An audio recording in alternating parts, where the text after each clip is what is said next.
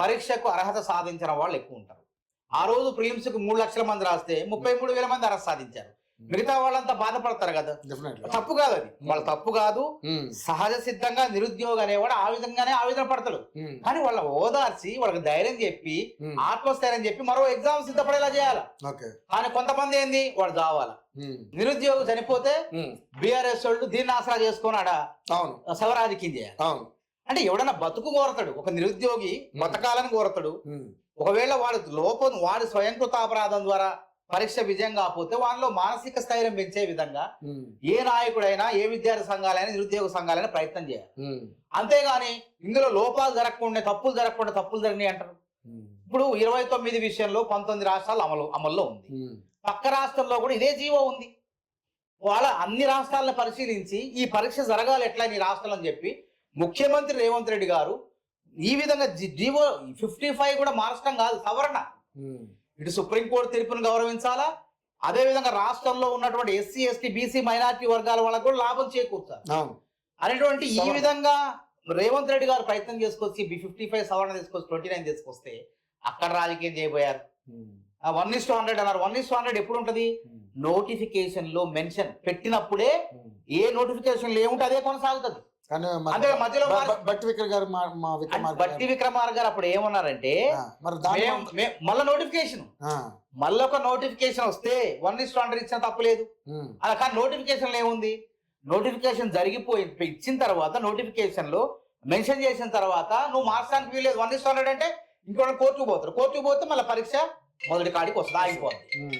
కాబట్టి అన్ని కూడా ఆలోచన చేసి మాకు 1:100 ఇవ్వాల్సి ఉన్నప్పటికీ మన ముఖ్యమంత్రి గారు కూడా అన్నాడు, మేము చర్చలో పోయినప్పుడు 1:100 ఇస్తే తప్పు ఏంటంటే మళ్ళీ కోర్టుకు పోతారు. 1:50 అన్నవాళ్ళు వాళ్ళకి ఎట్లా ఇస్తారు క్వాలిఫై కాకుండా అని చెప్పి కోర్టుకు పోతే మళ్ళీ మీ నోటిఫికేషన్ లో ఉందా, నోటిఫికేషన్ లేని ఎట్లా ఇచ్చారు 1:100 అని చెప్పి మళ్ళీ కోర్టు ఆఫ్ చేస్తే మళ్ళీ పరీక్ష మొదటి నుంచి పెట్టాల్సి వస్తుంది.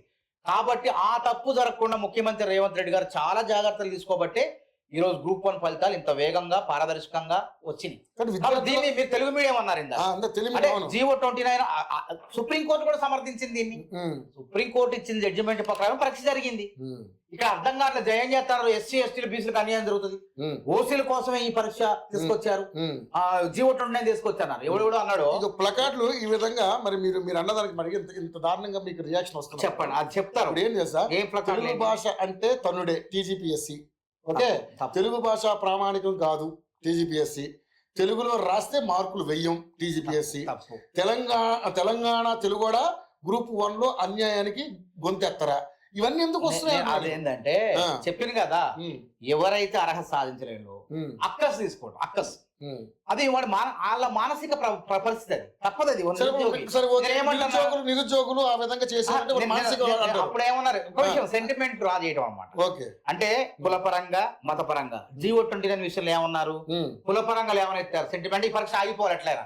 కేసీఆర్ ప్రభుత్వం చేత కాలేదు కాబట్టి కేసీఆర్ ప్రభుత్వం వెనక నుంచి కొంతమందిని ఉసుగొలిపి కాంగ్రెస్ ప్రభుత్వం రేవంత్ రెడ్డిని బద్నాం చేయడం కోసం ఈ పరీక్ష కూడా ఆగిపోవాలి. రేవంత్ రెడ్డి గారు ఏ పంతాలు పెట్టినా పరిస్థితి ఎలా విధంగా ఉంది, అది ఆయనకి ఎదురు తిరిగే పరిస్థితి. పారదర్శకంగా 55,143 ఉద్యోగాలు భర్తీ చేశారు. అది గొప్ప ముఖ్యమంత్రి రేవంత్ రెడ్డి గొప్ప చరిత్ర. అది ఎందుకంటే చరిత్రకి పరీక్ష లీకులు చేసి ఆగిపోవటం ముఖ్యమా, పరీక్ష పారదర్శకంగా వేగవంతంగా పెట్టి ఉద్యోగాలు ఇవ్వటం ముఖ్యమా? అంటే ఈ లెక్క ప్రకారం 55 కాదు 56,500 ఉద్యోగాలు ఇచ్చినాం మేము. అది నిజమైనటువంటి వచ్చిన తర్వాత 55,500 ఉద్యోగాలు ఇచ్చారు. గొప్ప కదా అది. గ్రూప్ 1 అందులో కలపండి 523, గ్రూప్ 3 1300.